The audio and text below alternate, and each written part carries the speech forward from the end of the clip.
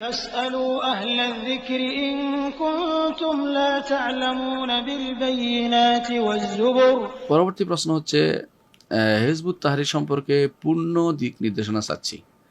Hizb ut Tahrir একটা দল, রাজনৈতিক দল, সেটা তারা খেলাফতের স্বপ্ন দেখে এবং তারা মনে করে নিজেরা পারবে না, সেনাবাহিনীর মাধ্যমে ক্ষমতা আনতে হবে, সেনাবাহিনীর মাধ্যমে তারা নিজেদেরকে পুশ করার চেষ্টা করে এবং নিজেরা এরা আসলে শুরু হয়েছিল লন্ডন কেন্দ্রিক। ইসমাইল নামে একজন ছিলেন, তিনি শুরু করেছিলেন সেটা, সিরিয়া থেকে লন্ডন গেছে, লন্ডন থেকে সারা বিশ্বে সেটাকে প্রসার করেছে। দেখুন, এইগুলোর হিজবুত তাহরির সম্পর্কে আমি এতটুকুই বলবো, আলহামদুলিল্লাহ এটা আমরা পড়েছি আমাদের মদিনা ইউনিভার্সিটি জীবনে, এটাকে পড়তে হয়েছে আমাদেরকে তাদের সম্পর্কে বিস্তারিত। ইসমাইল নাবহানি নামে এই ব্যক্তি সেটা শুরু করেছিলেন এবং সেটা সারা বিভিন্ন দেশে তারা প্রসার করেছেন। তাদের একটা উদ্দেশ্য হয়তো ভালো, সব উদ্দেশ্য ভালো হলে নেওয়া যায় না, এটা মনে রাখতে হবে। উদ্দেশ্য ভালো কি, তারা মনে করেছে যে খেলাফত আবার পুনরুদ্ধার হবে, খেলাফত আবার পাবে। মুসলিম বিশ্বের যে বর্তমান যে করুণ অবস্থা যাচ্ছে, এটা আসলে প্রত্যেকটি মানুষকে দুঃখ দেয়। এখন এই মুসলিম বিশ্বের যে অবস্থা, এটা কোনো মানুষের কাম্য হতে পারে না যে এইভাবে ভাগ হয়ে থাকবে। মুসলিমদেরকে অন্যরা আক্রমণ করবে, মুসলিমদের প্রত্যেকে তাদেরকে পালের ভেড়ার মতো পিছনে টেনে নিয়ে বেড়াবে ইউরোপ আমেরিকার লোকেরা, রাষ্ট্রপ্রধানরা, এবং তাদেরকে ধমক দিলে তারা সবকিছু ছেড়ে দিবে, দিনও ছেড়ে দিবে, এরকম অবস্থা তৈরি হচ্ছে মুসলিমদের। এটা আমরা জানি। এই দুঃখজনক অবস্থা থেকে মুক্তির জন্য অনেকেই বিভিন্ন রকমের অনেক চেষ্টা করেছেন, আমরা জানি। এবং এর মধ্যে এই সমস্ত হারাকাত যেগুলো আছে, আন্দোলনগুলো আছে, এগুলো সবাই করেছেন। এই যে বিভিন্ন হারাকা ইসলামিয়া নাম দিয়ে যেগুলো হচ্ছে আন্দোলন, যেগুলি বিশেষ করে যেমন বিভিন্ন জায়গাতে হয়েছে, মিশরে হচ্ছে, আলজেরিয়া হচ্ছে, বিভিন্ন জায়গাতে, বাংলাদেশও হচ্ছে, আপনারা জানেন। বিভিন্ন এইগুলো ইসলামী আন্দোলন নাম দিয়ে যেগুলো হচ্ছে, এবং যারা স্থানীয়ভাবে অনেক করছে, কেউ আবার ওয়ার্ল্ড ওয়াইডও আছে, আপনারা জানেন। সেগুলো ওয়ার্ল্ড ওয়াইড এবং স্থানীয় সার্বিকভাবে যত রকমের এই আন্দোলনগুলি হচ্ছে, এ সবগুলি হচ্ছে তাদের নিয়তের ব্যাপারে আমরা আক্রমণ করি না, বেশিরভাগই হয়তো নিয়ত ভালোই ছিল। কিন্তু সমস্যা হচ্ছে একটাই, আব্দুল্লাহ ইবনে মাসউদ রাদিয়াল্লাহু আনহু সেই কথাটি আমাদের বলতে হয়, কাম মিন মুরিদিন লিল খায়রি লাম ইউসিবহু। কল্যাণের ইচ্ছা থাকলেও, কল্যাণের নিয়ত থাকলেও অনেক সময় সেটা তারা পায় না। এই জন্য তাদের নিয়তের উপর আমরা হামলা করি না। কিন্তু বাস্তবতা হচ্ছে এই ভুলগুলো তাদেরকে শুধরে নিতে হবে। ভুলগুলি হচ্ছে তাদের মধ্যে প্রত্যেকটি এই হারাকা ইসলামী যেগুলো আপনি হিজবুত তাহরির সহ সবগুলিকে আমরা দেখতে পাই, তারা আকীদার বিষয়টিকে গুরুত্ব দেয় না। মূলত আকীদা থেকেই কিন্তু রাষ্ট্র হবে এবং কোনো সমস্যা নেই। আকীদা থেকে রাষ্ট্র হতে পারে, কারণ যে ব্যক্তি মনে করবে যে রব্বুল আলামিনকে একমাত্র তিনি আইন দিবেন, বিধান দিবেন, তার বিধানেই প্রযোজ্য হবে, তিনি কখনো রাষ্ট্র থেকে বিমুখ থাকতে পারেন না। এটা আকীদারই একটা অংশ। সুতরাং সেটা একটা জিনিস নিয়ে আমরা যত বেশি বাড়াবাড়ি করি, বাকিগুলি নিয়ে আমরা তত বেশি চেষ্টা করি না। এটি হলো আমাদের সমস্যা। আমাদের মূল যে পয়েন্ট, সেটা হচ্ছে কেউ যদি কোনো রাষ্ট্র প্রতিষ্ঠা করতে পারলো না, তার প্রচেষ্টার পরেও কেউ যদি কোনো আল্লাহর শরীয়তকে বাস্তবায়ন করতে পারলো না, চেষ্টা থাকা সত্ত্বেও এবং নিজে পড়ালেখা করানো সত্ত্বেও, মানুষকে জানানো সত্ত্বেও, তাহলে কিন্তু আল্লাহ তাকে পাকড়াও করবেন, এমন কথা কোথাও আল্লাহ তাআলা বলেন নাই।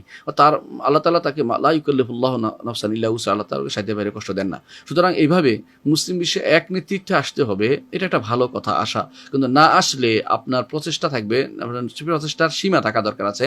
সেই প্রচেষ্টা যেন সবকিছুর উপরে না উঠে যায়, সেই প্রচেষ্টা যেন আকীদার উপরে না উঠে যায়, কারণ এটা একটা আমূলে জিনিস। সুতরাং আকীদার উপরে এটা উঠে গেলে আমার জন্য একটা বিপদের কারণ হয়ে দাঁড়াবে। কারণ যে জিনিসকে আপনি বেশি গুরুত্ব দিবেন, সেই জিনিসটা এত গুরুত্ব পাওয়ার জিনিস নয়, সেটা আপনি মনে রাখতে হবে। হ্যাঁ, গুরুত্ব অবশ্যই পাবে, কিন্তু এত গুরুত্ব নয় যে সেটাকে আল্লাহকে চেনার উপরে, আল্লাহর বিধানের উপরে, দ্বীনের উপরে, সহিহ আকীদার উপরে তার প্রাধান্য দিয়ে আপনি সেটাকে নিয়ে সারা জীবন কাটাচ্ছেন। আপনি আকীদাকে দাওয়াত দিচ্ছেন না এবং মানুষকে দ্বীন শিক্ষা দিচ্ছেন না, আপনি বিধান শিক্ষা দিচ্ছেন না।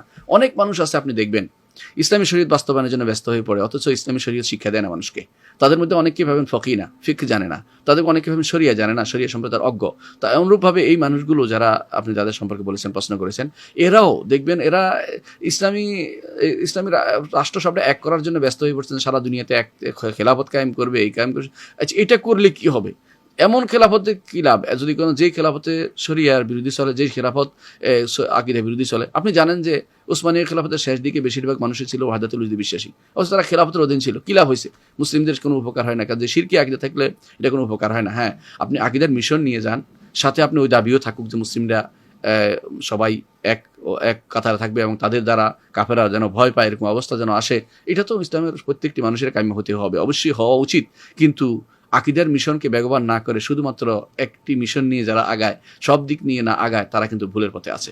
এজন্য আমাদের মিশন থাকবে, প্রথম মিশন হবে আকীদা, নবী রাসূলদের মিশন, এবং প্রথম মিশন হবে আকীদা যেটা সাহাবায়ে কেরামের মিশন, প্রথম মিশন হবে আকীদা যেটা ইমামদের মিশন, প্রথম মিশন হবে আকীদা যেটা যুগ যুগ ধরে আমাদের সোনালী যুগে সোনালী চেইনের জিঞ্জিরের লোকেরা যারা করেছে তাদের মিশনের সাথে এবং মিশনের সাথে একত্রিত হয়ে প্রথমে শুরু করতে হবে আকীদা দিয়ে, এবং ধীরে ধীরে তাদেরকে আকীদারই অংশ হিসেবে বোঝাতে হবে যে মুসলিমরা এক থাকবে, মুসলিমরা ঐক্য থাকবে, এবং তারা সহিহ আকীদার উপর ভিত্তি করে সারা দুনিয়াতে আবার মুসলিম খেলাফত প্রতিষ্ঠা করবেন, তাদের উপর থাকবে। এটা আলহামদুলিল্লাহ এটা একটা ফল হবে, নতিজা হবে। কারণ আল্লাহ তাআলা বলেছেন কোরআনে কারিমে, ওয়াদাল্লাহুল্লাযীনা আমানু ওয়া আমিলুস সালিহাত লা ইস্তাখলিফান্নাহুম ফিল আরদ, যারা ঈমান আনে, আমল সালেহ করে, আল্লাহ তাদেরকে দুনিয়ার বুকে প্রতিষ্ঠিত করবেন।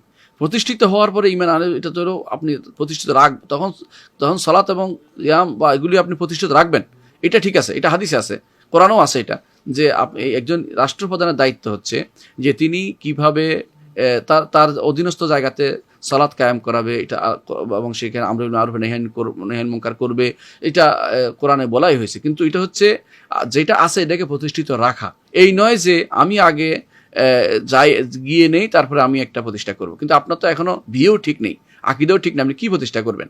এই জন্য আগে আপনি আকীদা ঠিক করতে হবে, এবং আকীদা ঠিকের সাথে সাথে এই আকীদা আমাদের রাখতেই হবে যে সারা বিশ্বের মুসলিমরা এক কাতারে থাকা উচিত এবং এক খেলাফতের অধীন থাকা উচিত। যদি না হয় এটার জন্য আপনি মরে যাওয়া দরকার নেই, এটার জন্য আপনাকে ব্যস্ত হওয়ার দরকার নেই। এটা না হয়ে আপনি যতটুকু পারেন আলহামদুলিল্লাহ দাবির মধ্যে থাকুক, এর বাইরে যাওয়ার দরকার নেই। মারামারি হানাহানি ইসলাম অনুমোদন করে না। আল্লাহ তাআলা বলেছেন কোরআনে কারীমে, আল্লাযীনা ইম্মাক্কান্নাহুম ফিল আরদি আকামুস সালাতা ওয়া আতাউয যাকাতা ওয়া আমারু বিল মারুফ ওয়া নাহাউ আনিল মুনকার ওয়া লিল্লাহি আকিবাতুল উমুর, যাদেরকে আমরা দুনিয়ার বুকে প্রতিষ্ঠিত করলে 4টি দায়িত্ব দিয়েছেন রাষ্ট্রপ্রধানদেরকে, এবং যাদের ক্ষমতা আছে তাদেরকে, প্রত্যেক এলাকার ডিসি এসপি সবাইকে একই দায়িত্ব। সেটা হচ্ছে যে আল্লাযীনা ইম্মাক্কান্নাহুম ফিল আরদি, জমিনের বুকে তাদেরকে প্রতিষ্ঠিত করলে আকামুস সালাতা, সালাত কায়েমের ব্যাপারটা তারা গুরুত্বের সাথে দেখবে, ওয়া আতাউ যাকাত, যাকাত প্রতিষ্ঠা করবে, আমারু বিল মারুফ ওয়া নাহাউ আনিল মুনকার, সৎ কাজের আদেশ দিবে, অসৎ কাজ থেকে নিষেধ করবে। এই 4টি কাজ প্রতিষ্ঠা করুক যারা ক্ষমতা আছে, আলহামদুলিল্লাহ দেশে শান্তি শৃঙ্খলা বজায় থাকবে এবং বিরাজ করবে, অনাবিল শান্তি থাকবে, এবং মানুষে সৌহার্দ্য থাকবে, ভালোবাসা থাকবে। এটা হচ্ছে রাষ্ট্রে যারা যাবে তাদের দায়িত্ব। আর যারা আমরা যারা বাইরে আছি, যারা রাষ্ট্র ক্ষমতার ভিতরে নয়, আমাদের দায়িত্ব কি? আমাদের দায়িত্ব হচ্ছে বলা যে এই কাজগুলি করা উচিত, এইটুকু বলা। আমাদের দায়িত্ব না মারামারি হানাহানি করে যে তাদেরকে বাধ্য করে, তাদেরকে বলা পর্যন্ত আমাদের দায়িত্ব। বলাটাই হচ্ছে আমাদের জন্য বড় জিহাদ। আল্লাহ তাআলা বলেছেন ওয়াজাহিদুম বিহি জিহাদান কাবীরা, কোরআন দিয়ে জিহাদ করছি আমরা আলহামদুলিল্লাহ, এবং এটা বড় জিহাদ, এটা করে আল্লাহ এটা নির্দেশ দিয়েছেন আমাদেরকে। আর এইটা একটা জিনিস আমাদের গুরুত্বের সাথে নিতে হবে, সেটা হচ্ছে যে এই যে এর আগ পর্যন্ত যে আমাদের যে রাষ্ট্র ক্ষমতার বিষয়টা, যেভাবে হিজবুত তাহরির সহ বিভিন্ন দলগুলো বিভিন্নভাবে কাজ করে যাচ্ছে রাষ্ট্র ক্ষমতা পাওয়ার জন্য, তারা অনেকেই মনে করে যে আমি ছাড়া বা আমার লোক ছাড়া এটা বাস্তবায়ন করতে পারবে না। এটা কিন্তু ঠিক না। মনে করতে হবে যেটা যে আল্লাহ তাআলা কাকে দিয়ে বাস্তবায়ন করে আমরা দোয়া করি এবং আমরা কাজ করি, আমরা প্রত্যেকেই আল্লাহ যাকে দিয়ে তাকে বাস্তবায়ন, আমাদের মধ্যে এমন লোক বের হতে পারে যারা পরবর্তীতে এসে আল্লাহর দ্বীনকে বাস্তবায়ন করবেন। এই জন্য আপনার দরকার লোক তৈরি করা, বেশি করে পড়ানো, যত বেশি পারেন আকীদা পড়ান, দ্বীন পড়ান, শরিয়া পড়ান। এবং যদি আপনি এদেশে, আপনি জানেন যে এদের সবচেয়ে অবহেলিত হচ্ছে শরিয়া, কোথাও কোনো ডিগ্রি নেই শরিয়ার উপরে, কোনো ডিগ্রি নেই ফিকহের উপরে, কোথাও কোনো ডিগ্রি পড়ানো হয় না। এমনকি দুর্ভাগ্যবশত কোনো মাদ্রাসাগুলোতে সেগুলোতে কোনো গুরুত্বের সাথে পড়ানো হচ্ছে না। সেখানে আমি সেখানে একটা আকাশ কুসুম কল্পনা করছি যে আমরা সারা বিশ্বে তৈরি করে ফেলবো, নিজের ঘরেই বাতি নেই, আরেকজনের ঘরে বাতি দেওয়ার জন্য ব্যস্ত হয়ে পড়ছি। এই জন্য চিন্তা ভাবনা করবেন সবসময় যে আমরা কি করব। আমাদের দায়িত্ব সেটা হচ্ছে আল্লাযীনা ওয়াদাল্লাহুল্লাযীনা আমানু ওয়া আমিলুস সালিহাত লা ইস্তাখলিফান্নাহুম ফিল আরদ, ঈমান এবং আমলে সালেহতে প্রত্যেকে বলিয়ান হতে হবে, সাথে সাথে তাওয়াসিবিল হক করতে হবে, তাওয়াসিবিস সবর। এই 4টি কাজ যেটা সূরা আসর আল্লাহ তাআলা বলেছেন, এই 4টি কাজ যদি আমরা করতে পারি ইনশাআল্লাহ দুনিয়ার বুকে আমরা আল্লাহ তাআলা আমাদেরকে প্রতিষ্ঠিত করবেন। কিন্তু যতক্ষণ পর্যন্ত সেটা না হবে, এখনো ঈমান মানুষের প্রতিষ্ঠিত হয়নি। আমাদের আব্দুল্লাহ জাহাঙ্গীর স্যার বলছেন যে 90% মানুষের ঈমান নাই। সেরকম মানুষগুলো আমরা আছি, সেখানে আমরা কাদের উপরে আপনি হুকুমত প্রতিষ্ঠা করবেন? হাসান হুদাইবি বলতেন যে তোমাদের অন্তরে ঈমান প্রতিষ্ঠা করো, রাষ্ট্র প্রতিষ্ঠা করো, ইনশাআল্লাহ আল্লাহ তাআলা তোমাদেরকে বাইরের রাষ্ট্র প্রতিষ্ঠা করে দিবেন। কথাটা কিন্তু উনি একজন হয়ে ভিন্ন মতের মানুষ হয়েও তিনি যে একটা হক কথা বলেছেন, যে সত্য যে আমাদের অন্তরের ভিতরেই তো ইসলাম কায়েম নেই। আপনি অনেক মানুষকে দেখবেন ইসলামের কথা বলে যাচ্ছে, তার চেহারা সুরতে, তার আচার আচরণে, তার ব্যবহারে, তাদের বিভিন্ন কর্মকাণ্ডে আপনি স্পষ্ট পাবেন যে তারা দিন সম্পর্কে কিছুই বুঝে নাই, না বুঝে তারা দিন অন্ধকারে হাতে বেড়াচ্ছে, সেই হিন্দুস্তানের অন্ধ ব্যক্তি হাতি দেখার মতো তারা সারা দুনিয়াকে তারা দেখেই বেড়াচ্ছে যে আমরা ইসলামের জন্য কাজ করে যাচ্ছি। এই মানুষগুলো সম্পর্কে আমাদের করুণাই হয় যে তারা আসলে চেষ্টা করে যাচ্ছে, কিন্তু তারা সঠিক পথে পাচ্ছে না। আমাদের উচিত তাদেরকে সঠিক পথ তাদেরকে দেখানো এবং তাদেরকে সঠিক পথে ফিরে আসার জন্য তাদেরকে বলি যে আপনারা আকীদার মিশনকে বেগবান করুন এবং অন্য মিশনগুলোকে সেটাকে পরিপূরক হিসেবে রাখুন। অন্য মিশনগুলোকে মূল রেখে আকীদার মিশনকে আপনি গৌণ করেছেন। এবং অনেক সময় দেখা যায় আকীদার মিশন তারা এমন কোনো আকীদাই তারা মোটেই পড়ায় না, এবং এদের মধ্যে দেখা যায় কেউ কেউ যে সর্বস্ববাদে বিশ্বাসী এমন লোকও তাদের দলের ভিতরে আছে। তাহলে কি বুঝতে পারছি না আমরা? বুঝতে পারছি এটাই যে তারা এটাকে কোনো গুরুত্বই মনে করছে না। তারা কেবল শুধুমাত্র বাহ্যিক বাইরের জিনিসগুলিকে প্রতিষ্ঠা করার জন্য ব্যস্ত হয়ে পড়ছে।